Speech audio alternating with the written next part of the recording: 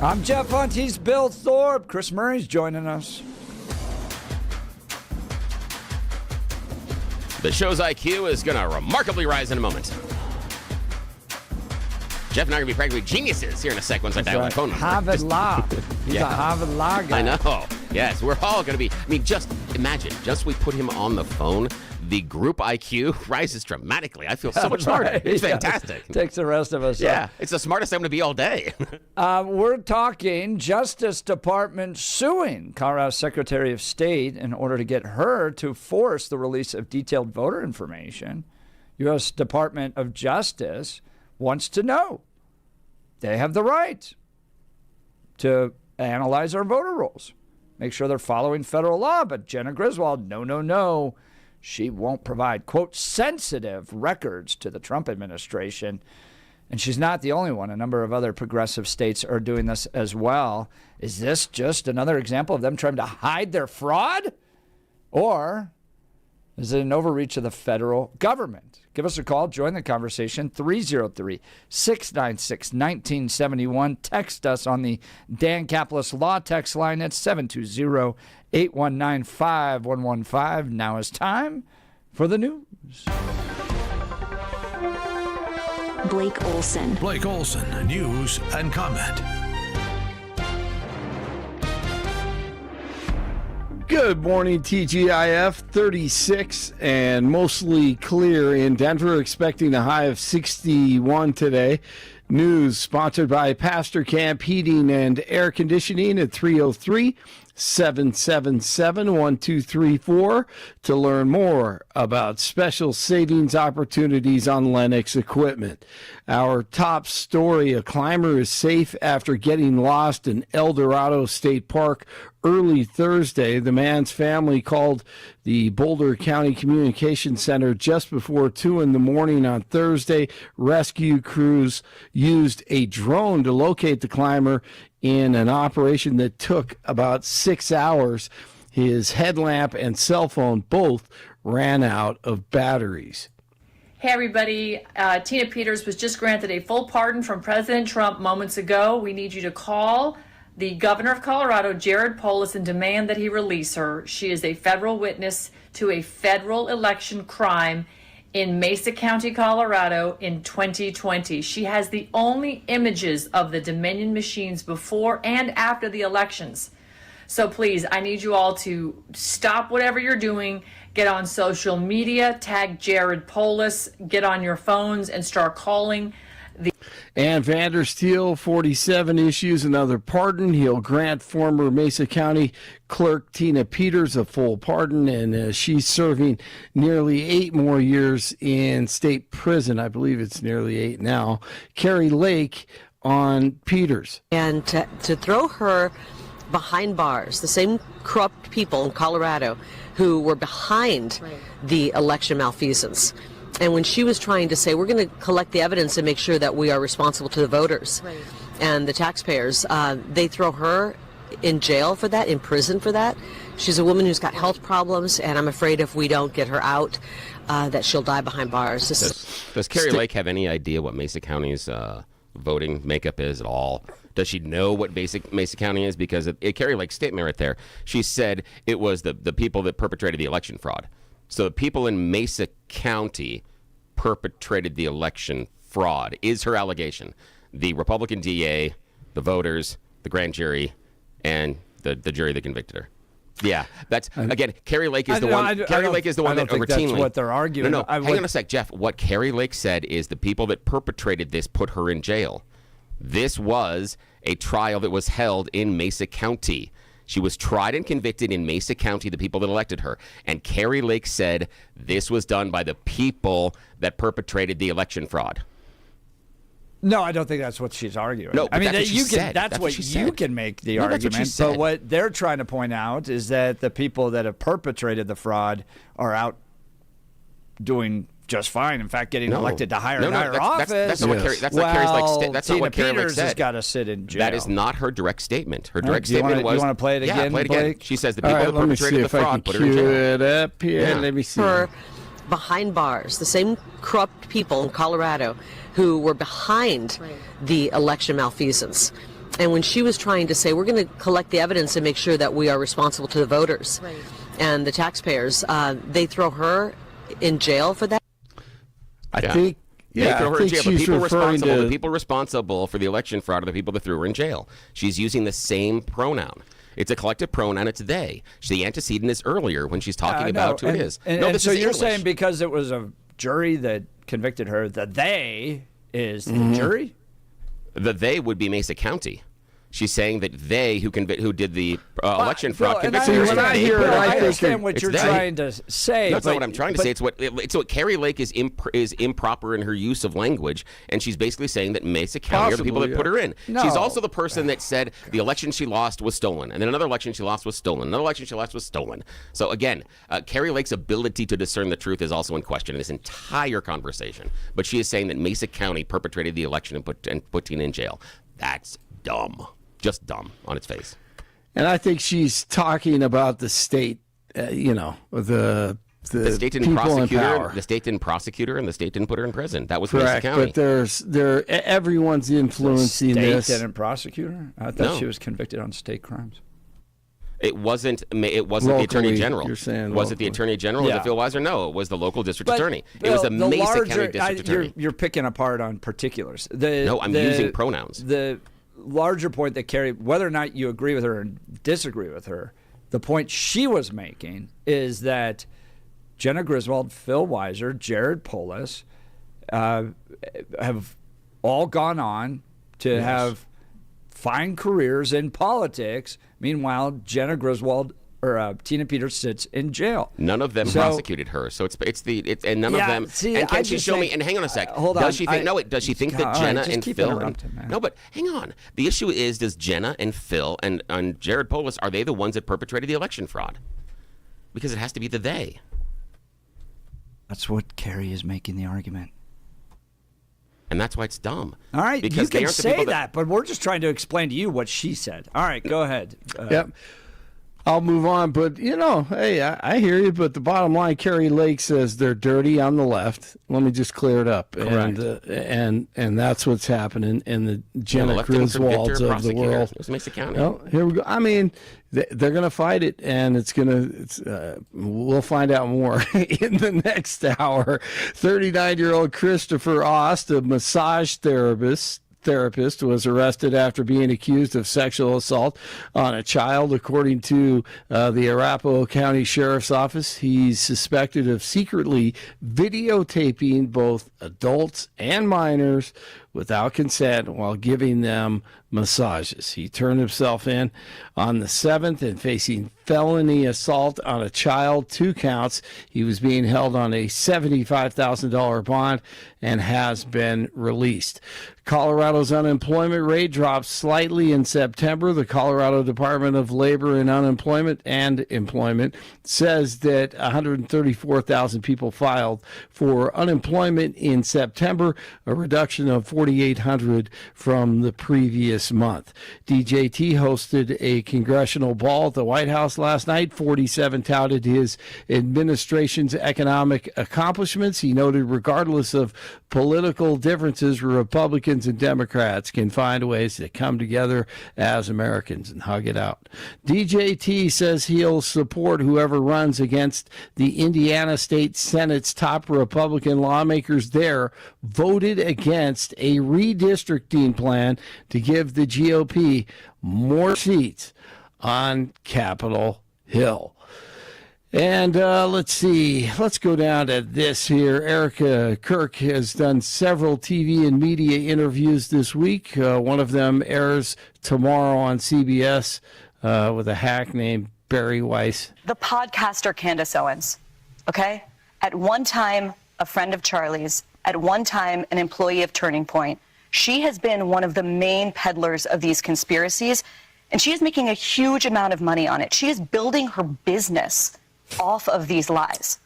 What do you want to say to her and the other people that are putting these lies out into the world right now? Stop. That's it. That's all I have to say. Stop. Okay, so Candace Owens responds. I would like to honor that, okay? I can only honor that if Erica is more explicit in terms of what I have lied about. What did I lie about? It's just incredible. There have this opportunity. The questions have been preferred. You could just start like going through them. Maybe they will. By the way, it's coming out on Saturday. Maybe I've made a mistake somewhere, and I'm happy. I want to correct that. Right? I'm not interested. My goal is not to tell lies. It is obviously plausible that I have made mistakes. I've reviewed these lists that we've put together, and I can't find the lie. Okay, the lies that I find are coming out of Turning Point USA. So she has a long list of those. Oh, she's got a long list of lies. She does have a long list and video Golly. to show the lies from a lot of they're gonna shut her down. USA. Who's going to shut her down? Eventually the people. I mean, because she's just so full of crap. I'm sorry. This is an interesting question. So yeah, I was talking with the great Adam Walker about this. So in the court of public opinion right now, so you're saying the public is going to shut her down as far as... and Turning Point should sue her for the damages that she's doing. But she is lying, 100%. The idea that Turning Point had anything to do with the assassination of Charlie Kirk is not correct. That Egyptians, that Israelis, that the Macrons, that French Legion warriors, that men in maroon shirts. I mean, you could go on for lots of times. Everything has been completely irrelevant to the actual case. And look, no one is critiquing other people for asking questions, but that's not what she's doing. She's full of allegations. And her entire podcast is all about allegations. And just to put this in here, remember that in these conversations and also inside of any court proceeding, the burden of proof is on the affirmative, meaning the burden of proof is on Kansas to prove it, not for Turning Point USA to disprove. That's not how this works. Candace is not allowed to go out and make wild accusations and then say, prove I'm wrong. No. The burden is on her. If she says that the French and the Israelis were involved in the murder of Charlie Kirk, she has to provide proof. The absence of her proof is not proof that the conspiracy goes deeper and she can't produce it. If she makes the affirmative claim, the burden of proof is on her to prove it, not for Turning Point to disprove any claim. When she sits there and says, what are the lies? That's an avoidance of the entire issue. The issue is, can she prove everything on that piece of paper, that list that she has? If she cannot prove them, then she's a liar. That's it, full stop. Turning Point does not have to prove she's telling lies. She has to prove she's telling the truth. That's how this works. All right, I'll have more next hour. Avalanche in town last night for a home game against the Panthers. Down the center of the ice, here's Burns. A shot, save, rebound, Avs skate past the Panthers 6-2. They're 22-2-7. Nathan McKinnon leads a balanced scoring attack. Nuggets destroy the Kings 136-105. Jokic 36 points, 12 rebounds. Broncos getting ready for the Packers this weekend. They go for 11 straight victories and trying to up their record to 12-2. 34 in Parker, 33 in Boulder, 36 in Denver. You are waking up with Jeff and Bill. Blake Olson, News Talk 710 KNUS. Very mild, sometimes windy conditions along the Front Range today. Temperatures way above average, reaching the low to mid-60s today as Pacific air will win out, keeping Arctic air well to our north and east over the course of the next several days. Today through probably Tuesday, dry and mild conditions will prevail. Low to mid-60s today, low to mid-30s tonight, a little cooler. Upper 50s to near 60 for Friday and Saturday, staying mild probably through Tuesday. A bit of a change in the weather around Wednesday. Meteorologist Don Day in the 710 KNUS Weather Center.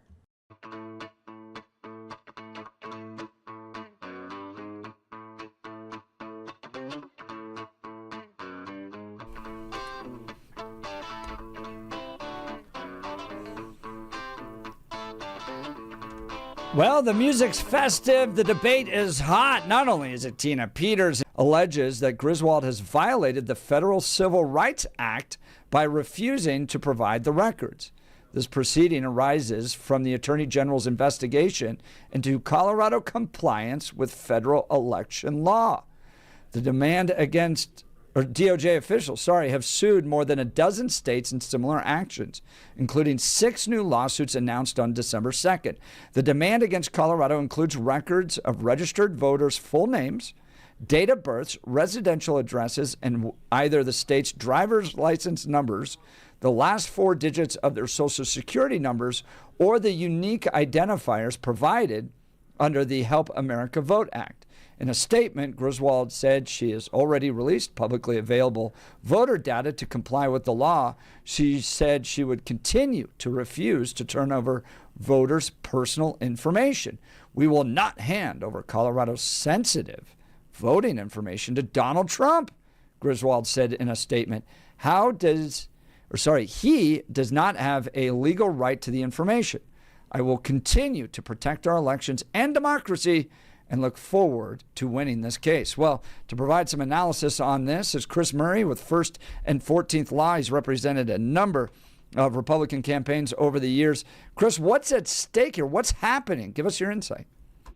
I mean, honestly, Jeff, what's at stake here is like whether or not water is wet. Secretary Griswold has to turn over this information under the Civil Rights Act. She doesn't have an option. And so really what's at stake is how long is it going to take the federal government to get this information? Interesting. Her argument is, look, it seems like Trump has available access to some of the information. It's just not all of it. Is that true?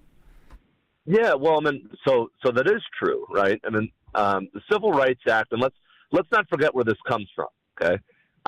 Back in the as a lot of your listeners, because they're the smartest in Denver will know, right? We had a problem with access to the polls in the South for mainly Black Americans back in the 1960s, and then actually far before that. So part of the Civil Rights Act said, look, we need state officials to maintain all their records regarding voter registration, the casting of ballots, the payment of any poll tax, anything that is necessary to vote in the state. We need state officials to maintain those records. Why? Well, because if it turns out that you're finding some way to keep people from voting or to dilute legitimate votes with illegitimate votes, then the federal government needs to be in a position under the Civil Rights Act to do something about it. And in this complaint, the federal government says that they received at least one written complaint about a failure of the state to abide by the Civil Rights Act and the maintenance of this information. And so they said, hey, look, we want to check because the Civil Rights Act makes you keep this stuff. Please send it to us so that we can review it. And Jenna Griswold said, how about you just have the publicly available information? Well, that's not what the Civil Rights Act entitles the federal government to. The Civil Rights Act entitles the federal government to all records. And that's what this is about.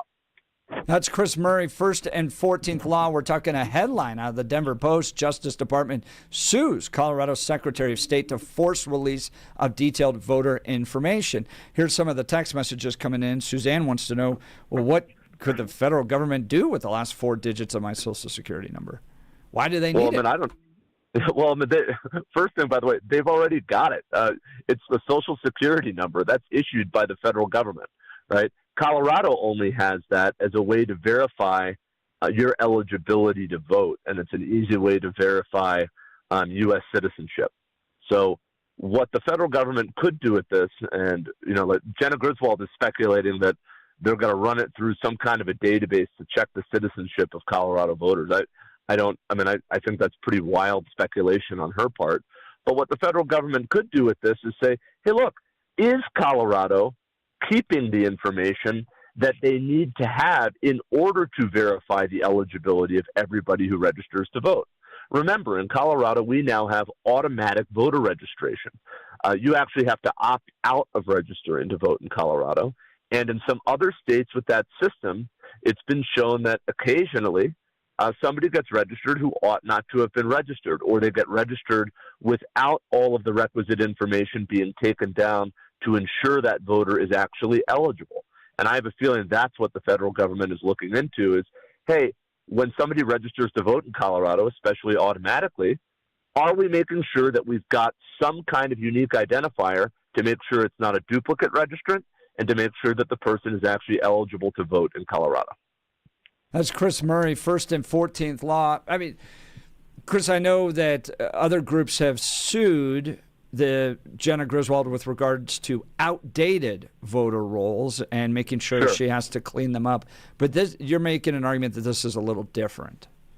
Yeah, no, I mean, this is, look, Jeff, what you're talking about is recently there was a settlement with a group called Judicial Watch, that's Tom Fitton's group, where they bring lawsuits to force the cleanup of voter rolls under the Help America Vote Act.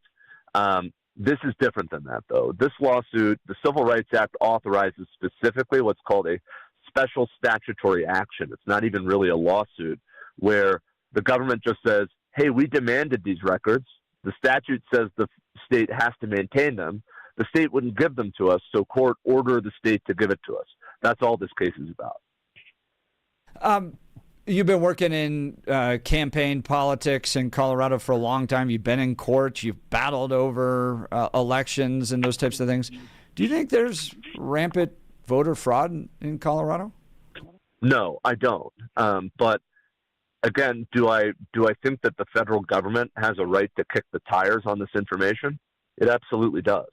So, you can hold two thoughts in your head at the same time, that Colorado does not have, a rampant voter fraud problem. I don't think it does. But if the federal government wants to say, hey, we want to make sure that when you're doing this automatic voter registration, that you're collecting all the information you need to, and that you're properly verifying the eligibility of everybody you're registering to vote, yeah, that makes a ton of sense to me. That's, whether that part of the Civil Rights Act is a law that should still be on the books is a separate debate, but it's on the books. The federal government has the right to do this, and states can't just say, oh, well, I don't like who the president or the attorney general is right now, so I'm not going to cooperate with the Fed. That's ridiculous. I mean, do you think that Jenna Griswold's just doing this for political points? It seems like right now, because I'm on Phil Weiser's fundraising email list, which is kind of funny, but it's have you donated yet, Jeff? Yeah, not a chance. But it's like I'm now on lawsuit number 40 against Donald Trump. Do you think that Jenna Griswold is fighting this really to just gain political points in a state that rewards her for fighting Donald Trump? I mean, that would be my working hypothesis, because I've got to imagine the lawyers in the public officials unit who are going to be defending this case. I am sure that they have advised her that she has no chance to win this, none. And I'm sure that, look, Secretary Griswold is trying to become the next Attorney General of the state. To do that, she has to win a Democratic primary. And unfortunately, in the Democratic Party in this state, there are more points to be made for being obstreperous than there are for being reasonable. And, I guess while I'm saying it, I can admit that that's true in a lot of red states the other way, too. It's just it's a shame about the political situation we're in right now. That's Chris Murray with 1st and 14th Law. We're talking a headline coming from the Denver Post. Justice Department suing Colorado Secretary of State to force the release of detailed voter information. I want to run something by you real quick, and then, Bill, I'll turn it over to you. When people ask me, and I get the question a lot, do you think the elections are rigged? I'll say yes, because I think there's two ways to rig a game. One is to directly alter the scoreboard, right? And just go, well, you scored a touchdown when you really didn't score a touchdown. So we're going to add 7 points. And, you rig the score at the end of the game in order to make it look like you won when you never did. I don't think that happens. But there's a second way to rig in the way I look at elections, and that's to rig the rules. If you have two teams out on the field, one team wins when the rules of the game favor passing versus running, for instance, and you write the rules and you lean into the rules and you script the rules to favor a passing offense, well, then you're going to win the game more often than not. Not always, but you're going to win the game more often than not. That's the way I kind of see election law. Is that Democrats benefit with automatic voter registration, no check on ID, mass carpet bombing of ballots across the state.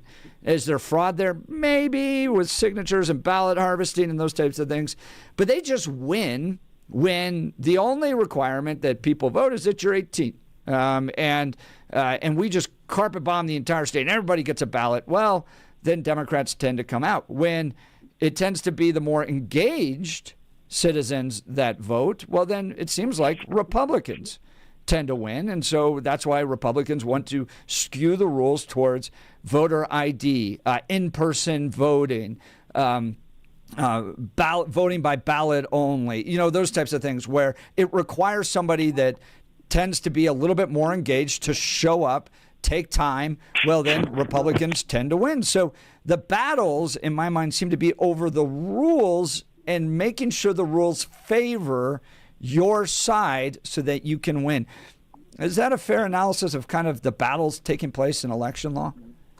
So I think it's mostly fair, Jeff. Although I'll point out, I've been in this game for a little while now, and so what you've described, I litigate on behalf of the Republican National Committee, and Republican parties across the country over election rules. I've got a couple cases going right now over election rules in some other states. And in general, what you've described is correct, with a really, really big caveat. I think those assumptions are being challenged right now. And I'm not saying that that's going to continue forever, but in the world of Donald Trump, right? How has Donald Trump won the two elections that he's won? He has won by turning out, because why do you want to carpet bomb ballots, like we say, and have automatic voter registration? Well, it's so that you can turn out low propensity voters, right? There's tons of targets there. Just turn out enough of them and you can change the electorate and win.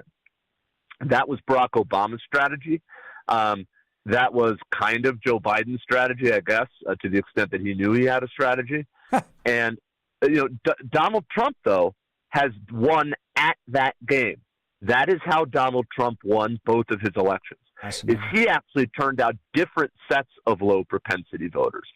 And I think as long as the rules of the game continue to say, hey, it may be the first time in 25 years you've ever decided to vote, but there's always going to be a ballot waiting in your mailbox. Some Republicans are figuring out how to win in that environment, and you're beginning to see in some red states where Republicans are winning in that environment, where they're actually okay with more low propensity voters voting because the low propensity voters are starting to turn Republican in those states. So in general, Jeff, I think you're right, and I think it still accurately describes the way the parties line up here for now. But I think some of the strategists on both sides are beginning to question, geez, who does this really advantage? And in some places, I think it depends on what state, what jurisdiction you're in. That's Chris Murray with First and 14th. Yeah, I'm always fascinated by the political argument of we have a better advantage if we can make sure fewer people have the ability to vote. Whatever that functionality is, it's an interesting argument. But Chris, I want to kind of but Bill, let me just say, I used to be very much in the boat of like, hey, just let everybody vote. It's going to be better that way. You're going to get better results. I'm not convinced of that anymore. I'm just not convinced because I think that part of the social contract for voting is you have to have some modicum of information about what you're voting on. And increasingly, I think, and I don't blame the average person for this, I blame our media and I blame our education system. There are a lot of people out there who are very ill-equipped to vote on issues that they don't know anything about, and I don't know how you fix that, but I know it makes a democracy sick, and it makes the representatives in a republic reflective of a populace that's listening to like Candace Owens' podcast. Yeah, and see, I can see that, and the thing that worries me more is not the dumb voters, but the dumb politicians. And what I mean by that is that if we look at some sort of a bellwether or a benchmark of what the voter has to know before they can vote, I can get there if we start with the politicians. If we make sure they know the job they're doing, then we can do it. And just facetiously, just for a moment here, to give me just a little bit of space, people have talked about the idea of a test before you're allowed to vote. I could get there with someone if first, we have a test for the politicians. And I've gone so far as what we do is we have some sort of a civics test. They get 3 shots at it as they announce their candidacy, and they get to release the one publicly they want to choose. But we get to see their answers. And it has to include at least 5 essay questions. Has to. And that would be it. Yeah, you want to do that for a test? Then I'm okay doing tests for voters, as long as we test the other guys first, personally. But Chris, I would do this. Go ahead, please. I want to hear your thoughts on that. No. I mean, I love that idea because I would love to. Actually, I would probably be horrified to read the answers. Me too. But it'd be so much fun. Of half the people in public office. But I'll say this: let's imagine that you've got all of your politicians, right? And this has never been the case, by the way, in any era of American history, right? But let's just imagine for a moment that all your politicians are virtuous, right? They're statesmen. You may not agree with their policy preferences, but they've all arrived at them in a rational and logical way, right? They are the quintessential people who are entitled to their opinion. I got to tell you, I don't know that our electorate and our media environment rewards people like that right now. Oh, God, no. I think our electorate and our media environment reward people who make them feel good. Yeah. Yep. Exactly. And people that make us stink. The two sides of it. Yeah, absolutely. Now, I want to do is you and I, Chris and Jeff, we're all going to step into the dark, smoky room behind the scenes with Jenna Griswold. We are going to kind of let's pretend for a moment. And what I want to ask you about is what are the possible strategies that Griswold and the state could have trying to push back on Donald Trump's request for this voter information? I admit he absolutely is 110% entitled to it based on the statute. I do agree with you that they are dragging their feet for political reasons.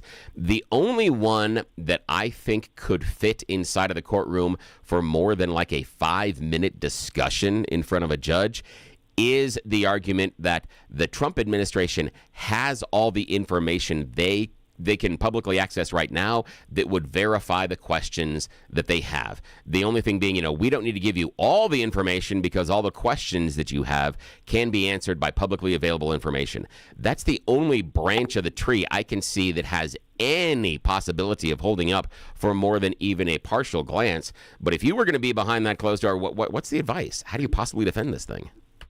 So, Bill, I would say that I actually don't think that works at all either. Because really, okay. I mean, this statute is so black and white that it's just you have to keep all this information. We get to demand it basically whenever we want, and the only defense I think would be, hey, yeah, they demanded it, and we already provided it, Your Honor. Why are we here?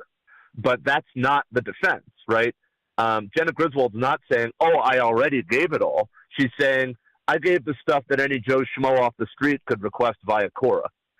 It's just not going to work. So I think the advice would be hope that you get a politically friendly district court judge who feels that they have to be seen doing something to help your side and string it out until you get to the 10th Circuit Court of Appeals where you're going to lose. Yeah, I can see that because I think it's black and white. I mean, I don't think that the Griswold side has even a single leg to stand on. But, the lawyers, as you know, my friend, get paid very well to make the arguments that can help their side in court. And the only one I can think of, and I think it'll fall apart almost immediately, but it's the only one that I can see they could make for more than like 3 minutes. The others are done after they complete the sentence. You're like, no, that's not what the statute says. But a lot of this is, and you guys have both talked about it, political. I remember I was down talking to a lady one time at one of these No Kings rallies. And was that one of the people who kicked you, Jeff? Yeah, right. Yeah, she was thinking of it. This lady, she was all talking to me, and then she goes, Elon Musk is going to have access to my personal data, and she was very, very upset about that. This was the early days of Doge, and I just go, have you ever signed up for PayPal? And then the expression on her face changed, and she got very angry and then started yelling at people not to talk to me, just simply because to others' points like Suzanne's, it's like, gosh, how much of this is not out there? I mean, really? Oh, yeah, absolutely. Yeah. I mean, they just don't want Donald Trump to have it. The American voter, if you offer them a free pair of Super Bowl tickets, will give you their bank routing number and their social security number. They don't care. They're going to the Super Bowl, baby. They don't give a damn. Well, I mean, just one thing I want to stick up for the very able lawyers, and I'm talking the non-political ones, right, in the AG's office, who have to defend Secretary Griswold. They are actually not paid well enough to do this. So nice one. I like that. I would not want to be one of them doing Yeah, this that's the one that when I saw this, that's the thing that I kept thinking about is those poor individuals in that team that have got to come up with some sort of a strategy. I'm like, this is not going to work, but you've got to come to court with something and try not to look like you're a clown. That is a really, really hard thing, in my opinion, on this side for Griswold's team. A really, really hard thing for them. And I know they're going to do their best, and I'm not indicting them personally. It's not a reflection on them personally. They're going to do their best, but oh my God, you have been given an awful task. Jenna Griswold does have that badge of honor of getting a 9-0 slapdown from the U.S. Supreme Court. What I think is that includes Ketanji Brown Jackson. That is wonderful. Yeah, it's another level. This ain't going to the Supreme Court. This ain't going there. Well, maybe if we get that far, maybe Jen will switch sides, because she did that in in the state. She at first was defending it, and then she switched sides. So who knows? It could be a surprise. You think Jenna Griswold's the next Attorney General? Or you think is it Doherty out of Boulder? Oh, I just threw up in my mouth a little. Honestly, guys, like handicapping Democratic politics in this state. It's kind of like, hey, which zebra in the zoo is going to run faster? Like, I'm just ill-equipped to do it.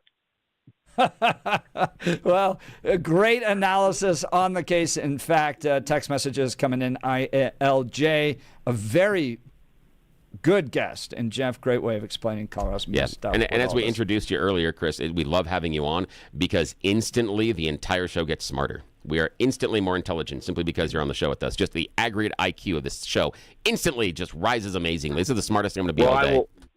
I will try to not dislocate my shoulder patting myself on the back, guys. You're the best. Chris Murray with First and 14th Law. By the way, an absolutely fantastic law firm getting a lot of victories. That CHASA negotiation with regards to men and women's sports, and CHASA going, all right, we'll allow school districts to be able to maintain sex selective sports and locker rooms and all that. That big victory that I did not explain well right there, but that victory came through First and 14th Law. You got to realize that when the letterhead on top says First and 14th and it arrives, the people on the other side, they make a little pee-pee in their pants.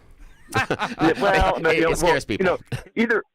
Either that or they're like, is this their address? Like, what is this name? Yeah, exactly. It's the street corners of First and 14th.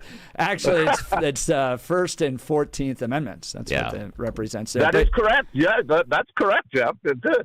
You guys are doing great work. We appreciate you getting victories in Colorado for common sense. And thank you for your analysis today. Yeah, Chris Murray, First and 14th Law. All right, folks, let's talk L&L Heating and Air Conditioning. You know how unpredictable Colorado weather can be. One day it's 70 and sunny. The next, you're reaching for the thermostat. That's why I trust the team at L&L Heating and Air Conditioning. They've helped Colorado families stay comfortable for years with honest pricing, reliable service, and that small-town integrity that's hard to find. Right now, they're offering a furnace system evaluation for just $59.95. And if another company is trying to sell you something big, L&L will give you a complimentary second opinion so you can make the right call. And here's a bonus. With any new furnace or AC installation, you'll get a free programmable thermostat or carbon monoxide detector. And in addition to all this, they have no trip fees. They have next day installation, so you don't need to shiver in your house for a week, and 100% satisfaction guaranteed. They even offer military, first responder, and senior discounts because at L&L, they really do treat you like family. So when it's too hot or too cold, don't wait. Call L&L Heating and Air Conditioning or visit bestdenverhvac.com, bestdenverhvac.com. Trust me, you'll be comfortable with L&L Heating and Air Conditioning. We'll continue. Feel free to join the conversation if you'd like. Give us a call at 303-696-1971. Text us on the Dan Caplis Law text line at 720-819-5115. You're listening to The Jeff and Bill Show. This is Denver's Talk Leader, News Talk 710, KNUS.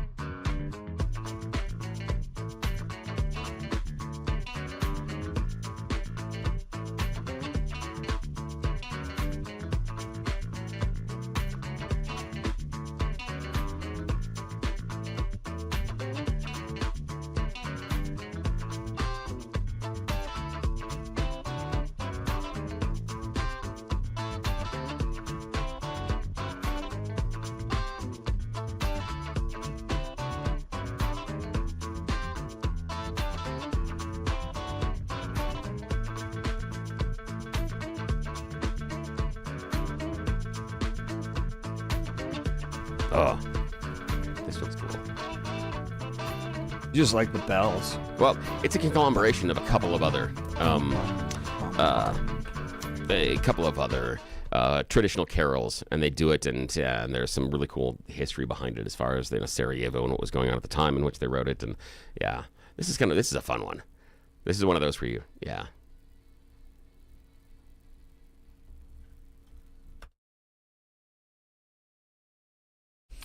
So, cool story about Christmas carols Yeah. at our house. When we were living in Washington, D.C., took my wife to the Kennedy Center to see Handel's Messiah. Oh, wow. She was pregnant with her first, and it was early into the pregnancy, early-ish, and it was during Handel's Messiah chorus, where everyone stands up and goes, hallelujah. Oh, yeah.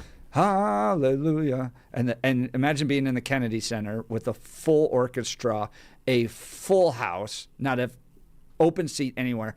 Everyone's singing hallelujah. First time my wife felt her first child kick. Oh, that is really cool. Although the kid was like, turn it down out there. I'm trying to get some sleep. Yeah. What are you guys all doing? Yeah, what are you doing here? That's pissing me off. So we're talking Justice Department suing Colorado Secretary of State to force release of detailed voter information. Chris Murray from 1st and 14th joined us, said his argument, she's got to. This is pretty clear in the statute. You have to abide by this. You have to turn over the voter data. You can't just say, well, here's some of the publicly available information. Nope. They get it all. His argument was that she's essentially doing this for political reasons. I think that's where he's right. That right now in Colorado, if you're an elected official, there is no electoral consequence for disobeying the president. I mean, just go all in at this point. Phil Weiser's 40-plus lawsuits. Jared Polis gets requests to turn over Tina Peters? No. Pardon Tina Peters? Absolutely not. Turn over voter information? Go pound sand, Donald Trump. And the voters of Colorado are like, you the man, you the woman. We love you. So that's the state we live in. Just fight the president and you'll be rewarded. I do think that there is some truth inside there as far as the motivation behind what Jen is trying to do is because she's shooting for AG, and that's been Weiser's MO. Just fight Donald Trump and put that at front and center. And also bring in lots of outside state lawyers when you don't have anybody on your team that you think can handle the thing, and then pay them. And that's the other thing we've been doing. Yeah, I'm not going to forget that, Phil. I'm not going to forget that ever. And you messed up the cases because you brought in those people, in my opinion. So that's a jacket I'm going to hang on you in perpetuity as long as you're in public life. Now, with Jenna, I think you're right. That's part of why she is fighting this, because at the core, I would assume that she knows, if not, people that are smart enough with the really fancy law degrees like Chris Murray that joined us earlier do know that there is no leg for Jenna to stand on. Chris Murray is right. The statute is 110% clear that the federal government has every right to all of this information, can request it, and it should be delivered. I'm still playing with the idea that Jenna is going to try to say, well, everything you need to do to check is publicly available. You can do the check. And it is some sort of an onerous burden on our office in order to have to do X, Y, or Z. And that's why we can't possibly do this now, because it would just take too long. We're just so busy. That's what I kind of think that she's going to go with. I don't think it works because that never really stops. You can't come in and say, well, too busy is an argument for not delivering something that the federal government is entitled to. So I think it will fail.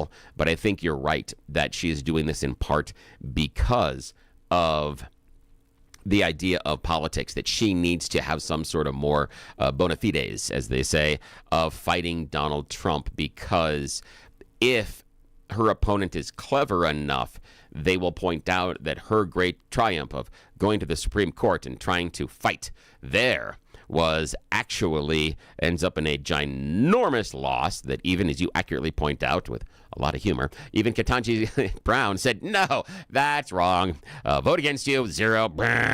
And the fact that she was on the other side when she had to defend it from the state. So she switched sides and then lost. That's not something that you really want to highlight, but if her opponent highlights it, it's beautiful. That's a great point to point out. She lost the entire way. Yeah, lost the entire way. Lost here and then switched sides to try to join the winning team and lost again. It's like the kid that you see where you're on the pickup basketball court and he organizes organizes the teams, and he thinks he's got the hot team, and then his team loses the first game, so he decides to go join the other team. That's what she did. She joined the other team because she didn't want to lose, and then she lost again. Maybe the problem's you. Sometimes that happens inside the basketball court. Maybe it is you, Jenna. Maybe it is. I don't know. But that's something that someone should hang on her. When they're running against her, you got to remind, she picked in this fight. She picked the losing side not once but twice, and she even switched. Good job. That's the delineation. And you want that in the AG's office? Wonderful. That's great. Yeah, that should be the only ad they run. Suzanne texting in, cycle. well, if the feds have all my information, why do they demand it? I don't think they have it organized in a way to see who's voting in which states. Yeah, what they want to do is they want to verify. They have all your personal information. What they're doing is they're cross-checking. They're wanting to do things like do names match Social Security numbers because, again, they have your federal tax returns. They know all about who you are and how much you made last year. And most importantly, they're also trying to, in my opinion, cross-verify what Eric used to do, that formal system that since has kind of fallen apart and fallen by the wayside because people have pulled it out. But it would cross-check the idea of Social Security numbers and people's names across different voter rolls. So I think what the federal government's going to do is to make sure that a Brian Smith with a particular last 4 digits of their Social Security number isn't registered here, and the same registration in Nebraska, and the same registration in Montana, and the same registration in Idaho. That's what this information is going to allow them to do, and I think it's appropriate for them to have it compiled into a large system like an Excel spreadsheet that the state already has. The government shouldn't have to put this information together on their own because the state already has it done this way. All right, coming up next hour, big changes coming to eastern Colorado, Elbert County, in a big battle with Excel, as well as El Paso County, over these big power lines they want to bring in. Major solar projects going up in eastern Colorado, all to reach Jared Polis's plan of totally carbon-free energy by 2050. We'll get to it. You're listening to Jeff and Bill. This is KNUS.